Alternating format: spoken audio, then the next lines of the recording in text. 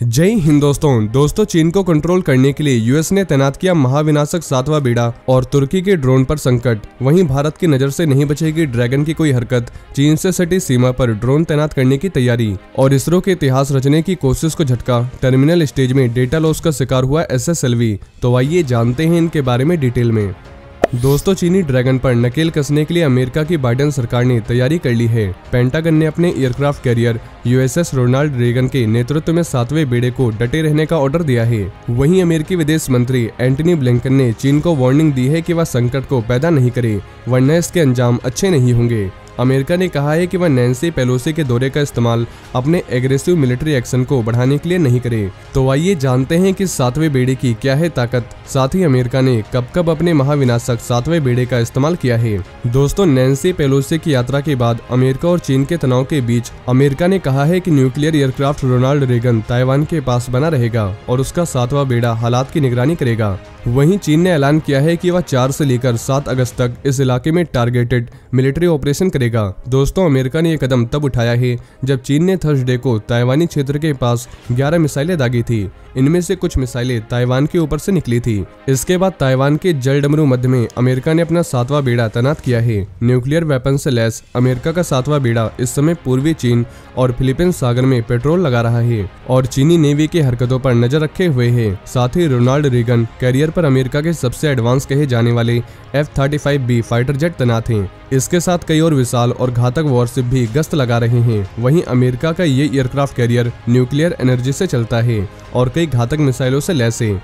America का 7वां बेड़ा अमेरिकी नेवी का सबसे बड़ा एडवांस तैनाती वाला बेड़ा है। इस बेड़े में 50 से 70 शिप्स और सबमरीन शामिल हैं। इस बेड़े में करीब 150 कॉम्बैट एयरक्राफ्ट इंक्लूड हैं। इसमें करीब 20,000 मरीन हर वक्त तैनात रहते हैं। नेवी की यह बड़ी और शक्तिशाली टीम समुद्री क्षेत्र में अमेरिकी हितों की रक्षा करती है। अमेरिका का 7वां बेड़ा दक्षिण चीन सागर में दूसरी बार दिखा है। इससे पहले यह ऐसे वक्त में दिखा था जब ड्रैगन ने अमेरिका को सख्त चेतावनी दी थी कि उसको ताइवान के साथ मिलिट्री कोऑपरेशन बंद कर देना चाहिए।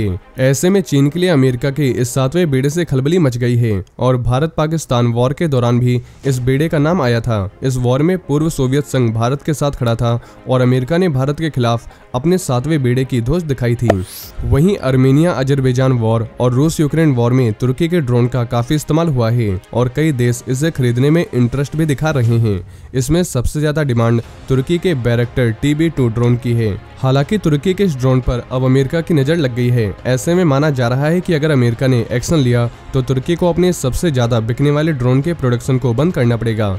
ड्रोन मार्केट में अपना दबदबा बनाए रखने के लिए तुर्की नए वेरिएंट्स का निर्माण कर रहा है। तुर्की के पास काफी बड़ी और पुरानी डिफेंस इंडस्ट्री है। ऐसे में वह अमेरिका, कनाडा और दूसरे यूरोपीय देशों से पार्ट्स लेकर उसको अपने देश में असेंबल कर ड्रोन बना रहा है। इसका खुलासा हाल के संघर्षों में मार गिराए गए तुर्की के TB2 ड्रोन के मलबों से हुआ है। इस कारण अमेरिका में तुर्की को इन पार्ट्स को बेचने पर तत्काल रोक लगाने की मांग की गई है। अगर अमेरिका और दूसरे देश तुर्की को इस ड्रोन के पार्ट बेचने से इनकार कर देते हैं तो इससे तुर्की के डिफेंस इंडस्ट्री को तगड़ा झटका लगेगा। दोस्तों तुर्की के बैरक्टर TB2 ड्रोन को दुनिया के 14 देश ऑपरेट करते हैं। इनमें पाकिस्तान भी शामिल है। इसके अलावा 16 देश ऐसे हैं जिन्होंने तुर्की से इस ड्रोन को खरीदने में दिलचस्पी दिखाई है। इस ड्रोन को तुर्की की फर्म बाइकर टेक्नोलॉजी बनाती है। तुर्की के बैरक्टर TB2 हल्के हथियारों से लैस है। इसमें 4 लेजर गाइडेड मिसाइलें लगाई जा सकती है। इस ड्रोन को रेडियो गाइडेड होने के कारण 320 किलोमीटर की रेंज में ऑपरेट किया जा सकता है। वहीं इंडियन आर्मी म्यूचुअल कम्युनिकेशन और हाई स्पीड डेटा नेटवर्क के लिए बॉर्डर पर 5G नेटवर्क स्थापित करेगी। इससे बैटलफील्ड में आर्मी और बेहतर तरीके से मिलिट्री ऑपरेशन को अंजाम दे सकेगी। दोस्तों LAC पर चीनी सेना ने पहले ही 5G नेटवर्क स्थापित करना शुरू कर दिया है। सोर्सेस के मुताबिक 5G नेटवर्क में हाई बैंडविड्थ और लो लेटेंसी से युक्त कनेक्टिविटी मिलती है। इसका इस्तेमाल किसी भी ऑपरेशन के दौरान मिशन से जुड़े इंपॉर्टेंट कॉन्टैक्ट एंड कम्युनिकेशन के लिए सैनिक कर सकते हैं। आने वाले समय में बैटलफील्ड में इसका इस्तेमाल बढ़ेगा। 5G के डिफेंस सर्विसेज में इस्तेमाल को समझने के लिए ज्वाइंट सर्विसेज स्टडी करवाई गई। ये स्टडी सेना की सिग्नल कॉर्प ने अंजाम दी और एक रोड मैप तैयार किया।